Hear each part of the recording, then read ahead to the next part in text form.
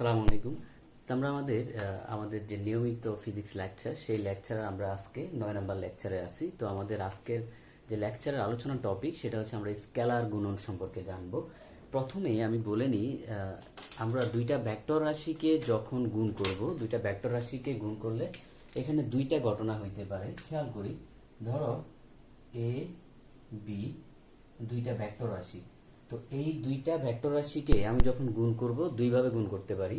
একভাবে গুণ হচ্ছে তোমার এরকম করতে পারি, আরেকভাবে গুণ হচ্ছে তোমার এরকম করতে পারি। ওকে, তাহলে খেয়াল করো এই দুইটা গুণের মধ্যে কিন্তু একটু পার্থক্য আছে। একটা হচ্ছে ডট আর একটা হচ্ছে ক্রস। এই জন্য এটাকে বলা হয় ডট গুণন, এটাকে বলা হয় ক্রস গুণন। তো ডট গুণনের আরেক নাম হচ্ছে স্কেলার গুণন। ক্রস গুণনের আরেক নাম হচ্ছে ভেক্টর গুণন।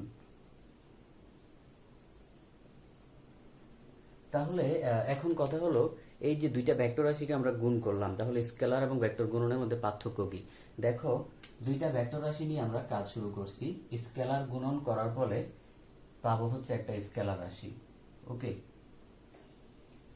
একটা স্কেলার রাশি পাবো, কিন্তু ভেক্টর গুণন করার পরে পাবা হচ্ছে একটা ভেক্টর রাশি। ওকে, তাহলে এখানে একটু খেয়াল করি, আমরা আমরা দুইটা ভেক্টর রাশিকে গুণ করলাম, গুণ করার পরে যখন স্কেলার গুণন করব তখন পাবো একটা স্কেলার রাশি, কিন্তু ভেক্টর গুণন করলে আমরা পাবো একটা ভেক্টর রাশি। এখানে হচ্ছে পার্থক্যটা, যেটা আমরা ভেক্টর রাশির ধর্মেও পড়েছি। তো এখন স্কেলার গুণন সম্পর্কে আমরা জানবো।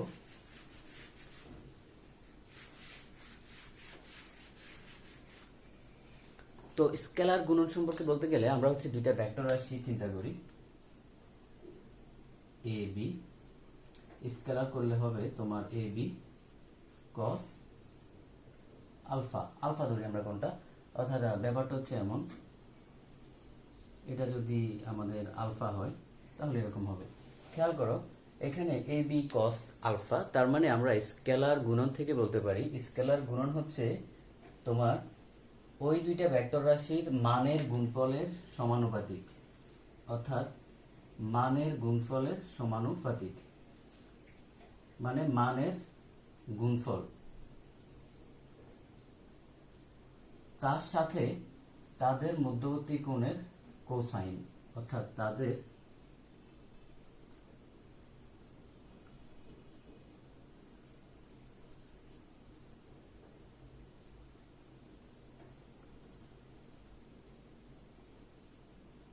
ঠিক আছে। তাহলে খেয়াল করি, আমরা ওই দুইটা ভেক্টর এ বি আমরা যা নিছি তাদের মানের গুণফল, মানের গুণফল, আর হচ্ছে তাদের যে মধ্যবর্তী কোণ আলফা, সেই আলফা এর কস, এই গুণফলটা হচ্ছে কি আমাদের স্কেলার গুণন। তো এখন স্কেলার গুণন থেকে একটা মোস্ট ইম্পর্টেন্ট জিনিস সেটা একটু আমাদের জানতে হবে, সেটা হচ্ছে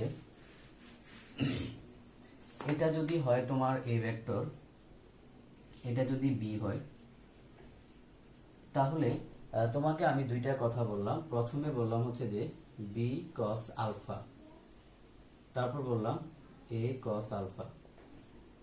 দুইটা দিয়ে তুমি কি বুঝো? দেখো, খেয়াল করো, বি কস আলফা ব্যাপারটা আমি সহজ করে বলি, কিভাবে মনে রাখবা। যার কস আলফা বলবা তার থেকে বিপরীত, মানে আর বাকি যেটা থাকবে তার উপর হচ্ছে ছায়া আঁকবা, ছায়া। তাহলে দেখো, বি কস আলফা, বি থেকে আমরা এর দিকে ছায়া আঁকবো। তাহলে এই ছায়াটা, তাহলে এটা হচ্ছে বি কস আলফা। ওকে, এর দিকে। তাহলে দেখো, যার কস আলফা বলবো তার থেকে বিপরীতটার দিকে তুমি ছায়া আঁকবা। তাহলে দেখো, বি কস আলফা বলতে বোঝাচ্ছে, তার মানে এর উপর বি কস আলফা এসে পড়তেছে, অর্থাৎ সোজা কথা আমরা যদি বলি এর উপর বি কস আলফা পড়তেছে। ওকে, তাহলে এর উপর যদি বি কস আলফা পড়ে, তাহলে আমরা এটাকে বলতে পারি যে আমরা এই জিনিসটাকে বলতে পারি যে এর উপর বি এর লম্ব অভিক্ষেপ, মানে লম্ব পড়ছে না অনেকটা। দেখো, এখানে আমরা ছায়া কিন্তু লম্বের মতো করে হিসাব করছি। তো আমরা প্রথমে বলতে পারি যে বি কস আলফা জিনিসটা হচ্ছে এর উপর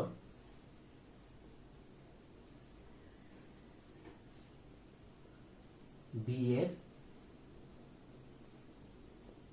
লম্ব অভিক্ষেপ।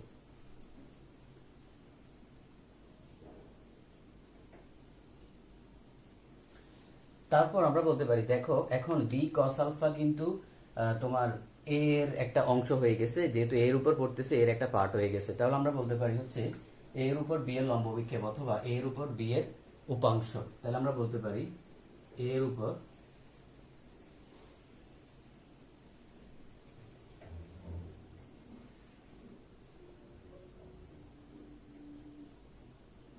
ওকে। তাহলে আমরা এই দুইটা কথা একটু বলতে পারি। আমরা ব্যাপারটা আরেকটু খেয়াল করি, যেহেতু বি কস আলফা বলছে, তো আমি বলছি যার কস আলফা তার থেকে বিপরীত দিকে ছায়া টানবা, মানে লম্ব বিক্ষেপ টানবা। তার মানে এর উপর বি এর লম্ব বিক্ষেপ অথবা এর উপর বি এর উপাংশ। তো এতটুকু পর্যন্ত তোমরা বুঝতে পারছো। এখন আমরা উল্টা হিসাব করব।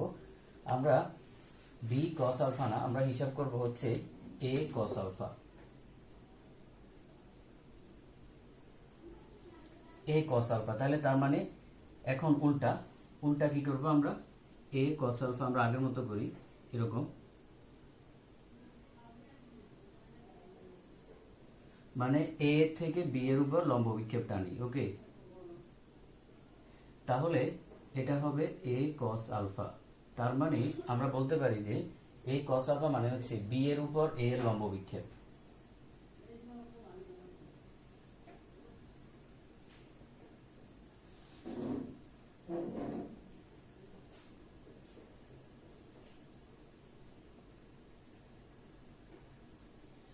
অথবা আমরা বলতে পারি যে তোমার বি এর দিকে এর উপাংশ।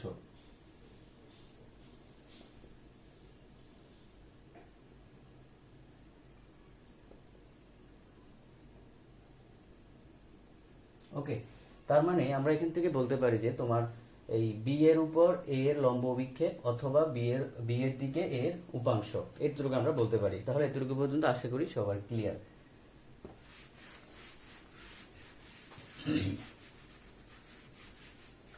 তারপর আমাদের এখান থেকে এক্সাম্পল দেখতে হবে, যেহেতু দেখো স্কেলার গুণনের ফলে তুমি ভেক্টর নিয়ে কাজ শুরু করছো, অর্থাৎ ইনপুট দিবা ভেক্টর কিন্তু আউটপুট আসবে হচ্ছে তোমার স্কেলার, অর্থাৎ তুমি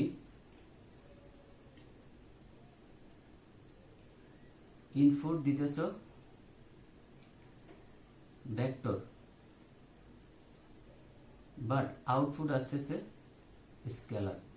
তাহলে আমাদের এখন আমরা যদি এক্সাম্পল চিন্তা করো, আমরা কাজ কাজ চিন্তা করতে পারি।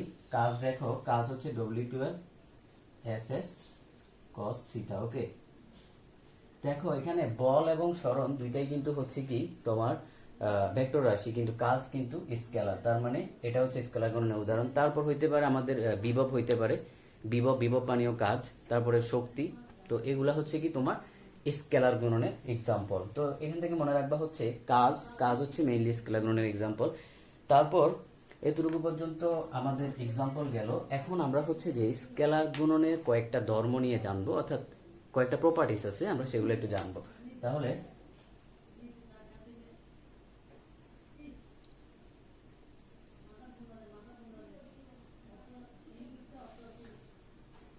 খেয়াল করো, আমরা হচ্ছে একটা বিনিময় সূত্র পড়ছি। বিনিময় সূত্রটা হচ্ছে এরকম, তোমার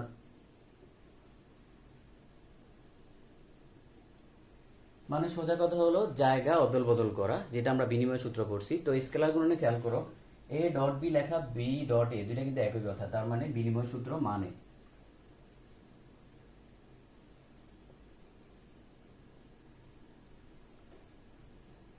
ওকে, বিনিময় সূত্র মানে। তারপর 2 নম্বরে এখন আমরা একটু চিন্তা করব।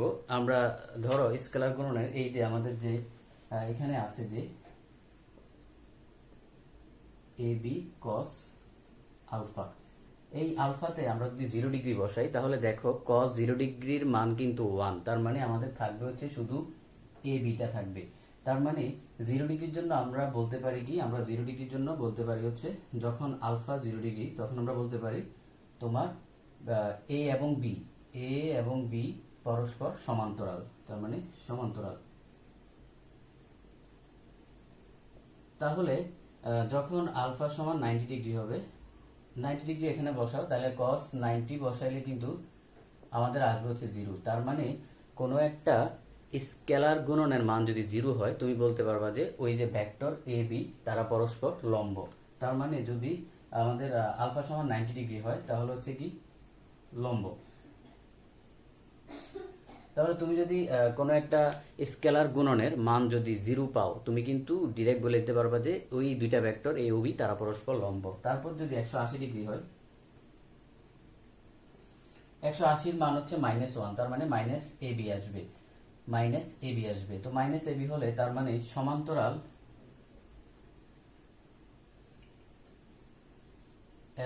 কিন্তু বিপরীত।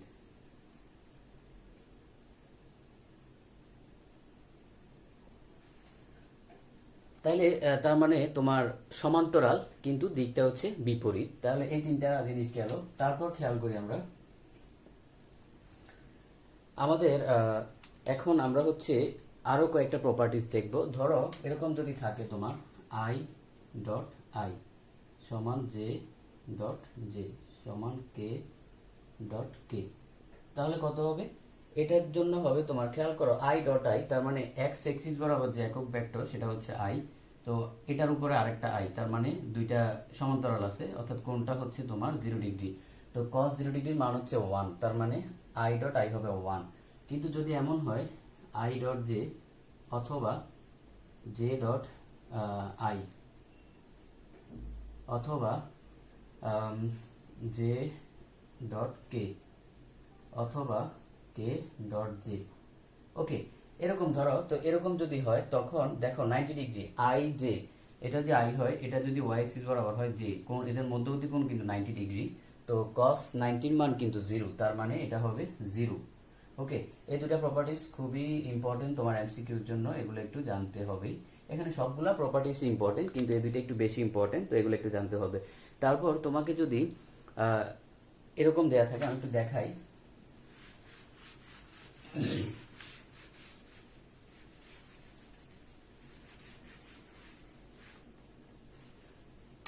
ধরো এই একটা ভেক্টর দিয়ে আছে এমন 2i plus 3j plus 5k, B একটা ভেক্টর দিয়ে আছে হচ্ছে -2i plus j minus 3k।